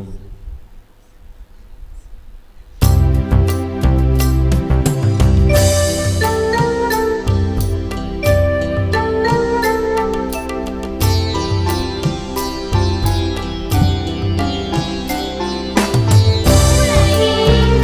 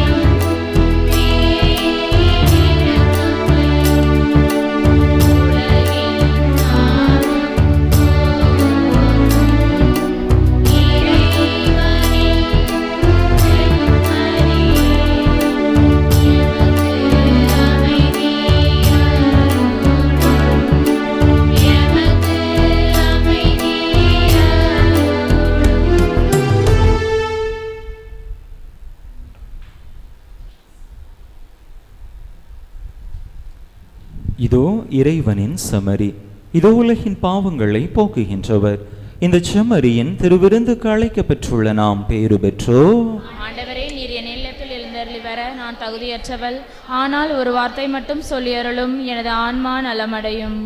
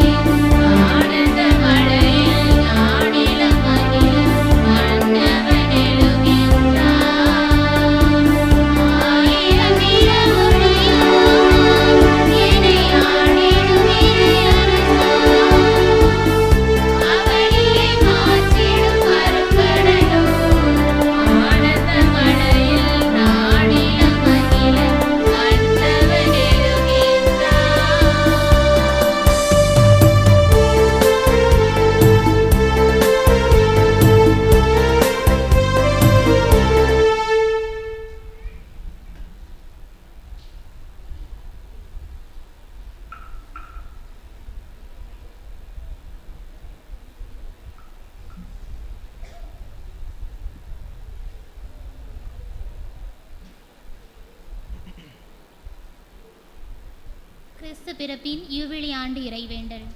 விண்ணக தந்தையே, உம் திருமகன் இயேசு கிறிஸ்துவில் நீர் எங்களுக்கு வழங்கிய நம்பிக்கைக்காக உமக்கு நன்றி. தூய ஆவியார் வழியாக தந்த பிறரன்பு என்னும் கொடைக்காக நன்றி. இந்த நம்பிக்கையாலும் அன்பாலும் உமது அரசின் வருகையை எதிர்நோக்கும் அருளை எங்களுக்கு தாரும். உமது நற்செய்தியின் சான்றுகளாக எங்களை மாற்றும். தீமையின் ஆற்றல்களை எங்களிடமிருந்து அகற்றும். நாங்களும் இவ்வுலகும் புதிய விண்ணகம் புதிய மண்ணகம் நோக்கிய பயணத்தில் இறை வார்த்தையால் மாற்றம் பெறுவோமாக. இந்த யூபிலி கொண்டாட்டத்தின் அருள் எதிர்நோக்கின் திரு பயணிகளாகிய எங்களை வழிநடத்தட்டும். விண்ணக செல்வங்களுக்கான ஆர்வத்தை எம்மில் தூண்டி எழுப்பட்டும். எம் மீட்பர் இயேசுவின் மகிழ்ச்சியும் அமைதியும் உலகை நிரப்புவதாக. மூவொரு கடவுளே, உமக்கே மாட்சி, உமக்கே புகழ், உமக்கே நன்றி. ஆமேன். இயேசுவில் அன்பார்ந்த சகோதர சகோதரிகளே, ஆண்டவருடைய பாடுகளின் புனித வாரத்திற்குள்ளாக அடியெடுத்து வைத்திருக்கின்றோம். இந்த வாரம் முழுவதுமாக நம்முடைய செயல்பாடுகளில் அதிகமாக ஆண்டவரை குறித்து சிந்தித்து தியானித்து நம்முடைய நேரத்தையும் அதிகமாக ஆண்டவருக்காக ஒதுக்குவோம். நம்முடைய பேச்சுக்களை குறைப்போம். அதிகமாக தொலைக்காட்சி பார்ப்பது, அலைபேசியை நோண்டுவது போன்ற இந்த காரியங்களிலெல்லாம் நேரத்தை குறைத்துவிட்டு அதிகமான நேரத்தை ஆண்டவருக்காக செலவிடுவோம். ஆலயத்திலே போய் அமர்வோம், ஆண்டவரோடு உரையாடுவோம். ஆண்டவருடைய பாடுகளை குறித்த அந்த இறை வார்த்தை பகுதிகளை எடுத்து வாசித்து தியானித்து ஆண்டவருடைய இந்த பாடுகளில் இந்த நாட்களில் நாம் அவரோடு உடன் பயணிக்கிறோம் என்கின்ற அந்த உணர்வை பெற்றவர்களாக அர்த்தமுள்ள விதத்திலே இந்த புனித வாரத்தை பயன்படுத்தி கொள்ள உங்கள் அனைவரையும் அன்போடு கேட்டுக்கொள்கின்றேன். அன்பு மக்களே, இன்றைய நாளிலே இந்த குருத்து ஞாயிறு திருவழிபாடுகள் சிறப்பாக அமைய உழைத்த ஒத்துழைத்த ஒவ்வொருவரையும் நன்றியோடு நினைத்து பார்க்கின்றேன். ஆலய அலங்காரங்கள் செய்வது, ஆலய தூய்மை செய்வது, அனைத்து ஏற்பாடுகளையும் செய்வது என்று ஒவ்வொருவரும் முன்னின்று இந்த ஏற்பாட்டை நமக்கு நடத்தி தந்திருக்கிறார்கள். எனவே அருட்சகோதரிகள், அன்பு மக்கள் ஒவ்வொருவருக்கும் சிறப்பான நன்றிதனையும் வாழ்த்துக்களையும் நான் தெரிவித்துக் கொள்கின்றேன். சிறப்பான விதத்திலே நம்முடைய பாடகர் குழுவினருக்கும் நன்றிகள். இந்த வழிபாட்டிலே நாம் அர்த்தமுள்ள விதத்திலே பங்கேற்க நமக்கு உறுதுணை புரிந்திருக்கின்றார்கள். எனவே பாடகர் குழுவினருக்கும் சிறப்பான நன்றிதனை உரித்தாக்கிக் கொள்கிறேன். அந்தோணியார் கெபியிலே அங்கே ஏற்பாடுகளை செய்வது, ஓலைகளை பறித்து அதற்கான அந்த ஏற்பாடுகளையும் அனைத்தையும் தயார் நிலையில் வைத்திருப்பது என்று அனைவருமே பல உழைப்பை ஒத்துழைப்பை இந்த நிகழ்விற்காக வழங்கி இருக்கின்றீர்கள். எனவே அன்பு மக்கள் ஒவ்வொருவருக்கும் மீண்டும் ஒரு முறை நெஞ்சம் நிறை நன்றிதனை உரித்தாக்கிக் கொள்கிறேன். இனியோர்களில் இருந்தும் காலையிலேயே புறப்பட்டு திருப்பலியிலேயே கலந்து கொள்வதற்காக அன்பு மக்கள் வந்திருக்கின்றீர்கள். எனவே அன்பு மக்கள் ஒவ்வொருவருக்கும் நெஞ்சம் நிறைந்த நன்றிகளும் வாழ்த்துக்களும் பாராட்டுகளும். அன்பு மக்களை, திருப்பலி நிறைவுற்ற பிற்பாடு அனைவருக்கும் சிறிய தேநீருக்கு ஏற்பாடு செய்யப்பட்டிருக்கிறது. அந்த தேநீரையும் அறிந்துவிட்டு இல்லம் செல்லும்படியாக அன்போடு கேட்டுக்கொள்கின்றேன். பங்கிலே புனித வார திருவழிபாடுகள் வியாழக்கிழமை மாலை 6 மணிக்கு பெரிய வியாழன் வழிபாடுகள் ஆரம்பமாகும். 6 மணிக்கு ஜெபமாலையோடு தொடர்ந்து 6:30 மணிக்கு திருப்பலியோடு அந்த வழிபாடுகள் ஆரம்பமாகும். அந்த பாதம் கழுவும் சடங்கிற்காக 12 பேர் தேவைப்படுகிறார்கள். அருட்சகோதரிகள் உங்களை அணுகுகின்ற பொழுது அருள் கூர்ந்து அதற்கு இசைவு தெரிவிக்கும்படியாக அன்போடு கேட்டுக்கொள்கிறேன். அன்று அந்த திருப்பலி நிறைவுற்ற பிற்பாடு நள்ளிரவு 12 மணி வரை நற்கருணை இடமாற்ற பவனியிலே நற்கருணைக்கு ஆராதனையானது செலுத்தப்படும். அதிலும் அன்பு மக்கள் கலந்து கொள்ளும்படியாக கேட்டுக்கொள்கிறேன். தொடர்ந்து வெள்ளிக்கிழமை மதியம் 3 மணிக்கு சிலுவை வழிபாடு ஆரம்பமாகும். அதனை தொடர்ந்து 5:30 மணிக்கு சிலுவை பாதை ஆலயத்தை சுற்றி நடைபெறும். அடுத்த நாள் சனிக்கிழமை மாலை இரவு 11 மணிக்கு திருவிழிப்பு திருப்பலியானது ஆரம்பமாகும். எனவே இணையூர் மக்களும் வாய்ப்புள்ளவர்கள் இதில் கலந்து கொள்ளும்படியாக உங்களை அன்போடு கேட்டுக்கொள்கின்றேன். அன்பு மக்களே, வருகின்ற 24ஆம் தேதி நம்முடைய பங்கிலே இலவச மருத்துவ முகாம் ஒன்று நடைபெறுகிறது. TMSS இணைந்து தூத்துக்குடி திரு இருதய மருத்துவமனை மற்றும் வாசன் கண் மருத்துவமனை இணைந்து நடத்தக்கூடிய ஒரு இலவச மருத்துவ முகாம். கண்களுக்கும் பார்க்கின்றார்கள், பொது மருத்துவத்திற்கும் பார்க்கின்றார்கள். எனவே அன்பு மக்கள், இந்த வாய்ப்பை பயன்படுத்தி கொள்ளும்படியாக கேட்டுக்கொள்கிறேன். வருகின்ற 24ஆம் தேதி காலை 9:30 மணியிலிருந்து மதியம் 1 மணி வரை இந்த முகாமானது நம்முடைய மண்டபத்திலே வைத்து நடைபெறும். எனவே மக்கள் இதை பயன்படுத்தி கொள்ளும்படியாகவும், உங்களுக்கு தெரிந்தவர்கள் மற்ற மக்கள் மற்ற சமய சகோதர சகோதரிகள் தெரிந்திருந்தாலும் அவர்களுக்கும் இந்த தகவலை தெரிவியுங்கள். வாய்ப்பு இருக்கக்கூடியவர்கள், தேவைப்படுபவர்கள் இந்த நல்ல வாய்ப்பை பயன்படுத்தி கொள்ளுமாறு உங்களை கேட்டுக்கொள்கின்றேன். அன்பு மக்களே, நம்முடைய பங்கிலே விடுமுறை விவிலிய பள்ளி வகுப்புகள் ஏற்கனவே 1ஆம் தேதியிலிருந்து 10ஆம் தேதி வரை என்று சொல்லியிருந்தேன். அதிலே ஒரு சிறிய மாற்றம். 5ஆம் தேதியிலிருந்து 15ஆம் தேதி வரை விடுமுறை விவிலிய பள்ளி வகுப்புகள், VBS வகுப்புகள் நடைபெறும். நம்முடைய மண்டபத்தில் வைத்து, நம்முடைய ஆலயத்தில் வைத்து தான் நடைபெறுகிறது. எனவே இணையூர் அன்பு மக்கள், உங்களுடைய பிள்ளைகளை இந்த VBS வகுப்பிற்கு அனுப்பி வைக்கும்படியாக அன்போடு கேட்டுக்கொள்கிறேன். 10 நாட்கள் வகுப்புகள் நடக்கின்றன. 10 நாட்களுக்கும் ஒவ்வொரு நாளும் நாம் நம்முடைய பிள்ளைகளுக்கு சிற்றுண்டிகள், தேநீர், குளிர்பானங்கள் வழங்குகின்றோம். எனவே அதற்கும் உதவ விரும்புகின்றவர்கள் உதவும்படியாக அன்போடு கேட்டுக்கொள்கிறேன். நான் ஒரு நாளைக்கு பொறுப்பெடுத்துக் கொள்கிறேன் என்றும் கூட நீங்கள் அதனை பொறுப்பெடுத்துக் கொள்ளும்படியாக அன்போடு கேட்டுக்கொள்கிறேன். இன்னும் இந்த பெரிய வார இந்த செலவினங்களை தாங்க நேர்ச்சியாக கொடுக்க முன் வருகின்றவர்கள் அதற்கும் உதவி செய்யும்படியாக கேட்டுக்கொள்கிறேன்.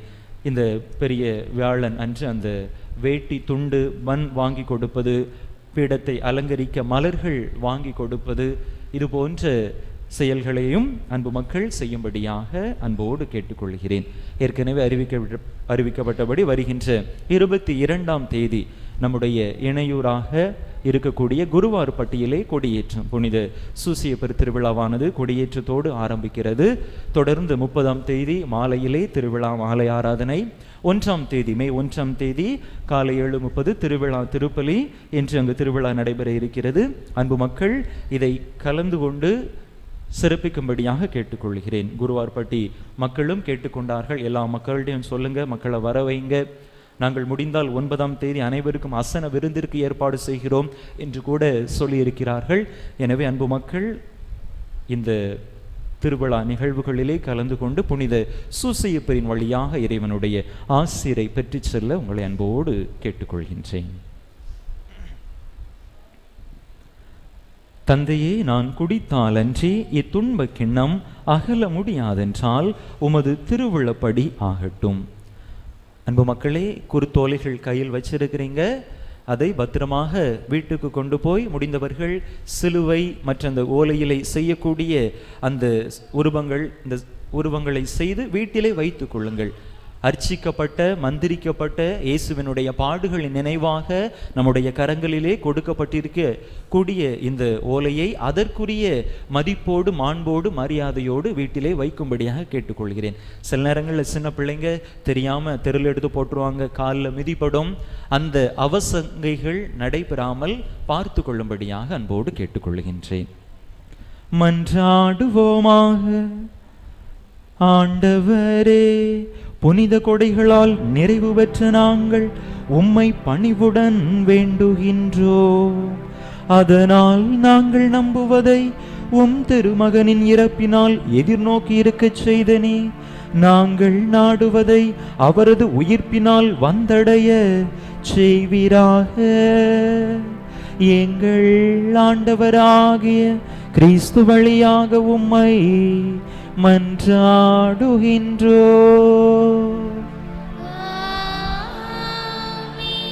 ஆண்டவரே, உம்முடைய இந்த குடும்பத்துக்காக எங்கள் ஆண்டவர் இயேசு கிறிஸ்து துன்புறுத்துவோருக்கு தம்மை கையளிக்கவும் சிலுவையின் கொடுமையை தாங்கிக் கொள்ளவும் தயங்கவில்லை.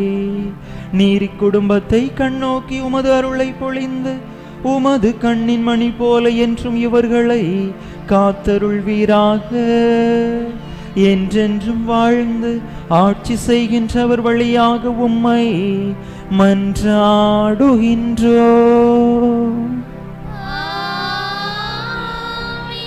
ஆண்டவர் உங்களோடு இருப்பாராக.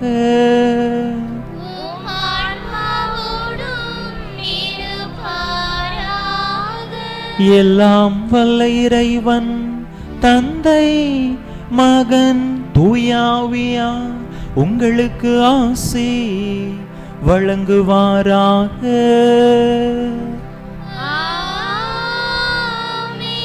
இறையாசிரை நிறைவாக பெற்றவர்களாக சென்று வாருங்கள்.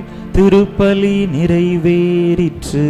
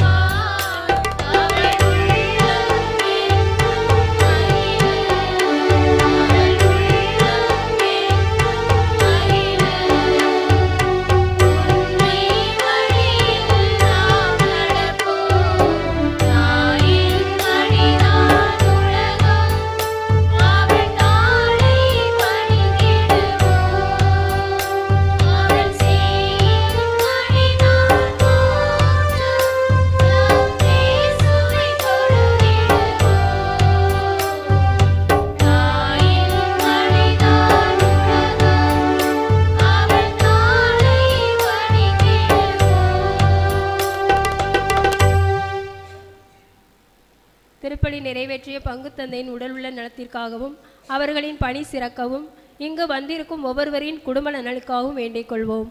விண்ணுலகில் இருக்கின்ற எங்கள் தந்தையே, உமது பெயர் தூயதென போற்ற பெறுக.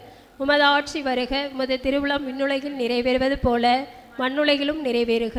எங்கள் அன்றாட உணவை இன்று எங்களுக்கு தாரும். எங்களுக்கு எதிராக குற்றம் செய்வோரை நாங்கள் மன்னிப்பது போல எங்கள் குற்றங்களை மன்னியும். எங்களை சோதனைக்கு உட்படுத்தாதையும் தீமையிலிருந்து எங்களை விடுவித்தருளும். ஆமென். அருள் நிறைந்த மரியே வாழ்க. ஆண்டவர் உம்முடனே பெண்களுக்குள் பேறு பெற்றவள் நீரே. உம்முடைய திருவயிற்றின் கனியாகிய இயேசுவும் ஆசி பெற்றவரே. புனித மரியே, இறைவனின் தாயே, பாவிலாய் இருக்கிற எங்களுக்காக இப்பொழுதும் எங்கள் இறப்பின் வேளையிலும் வேண்டிக் கொள்ளும். ஆமென். தந்தைக்கும் மகனுக்கும் தூய ஆவியாருக்கும் ஆட்சி உண்டாவதாக. தொடக்கத்தில் இருந்தது போல இப்பொழுதும் எப்பொழுதும் என்றென்றும் இருப்பதாக. ஆமென். புனித ஜெபமாலை அன்னையே, எங்களுக்காக வேண்டிக் கொள்ளும். புனித ஞான பிரகாசியாரே, எங்களுக்காக வேண்டிக் கொள்ளும். புனித அந்தோணியாரே, எங்களுக்காக வேண்டிக் கொள்ளும். புனித சூசையப்பரே, எங்களுக்காக வேண்டிக் கொள்ளும். நிலையான புகழுக்குரிய தூய்மை மிகு நற்கருணைக்கு எல்லா காலமும் ஆராதனையும் புகழும் போற்றியும் மாட்சிமையும் உண்டாக கடவது. தந்தை மகன் தூய ஆவியின் பெயராலே ஆமேன்.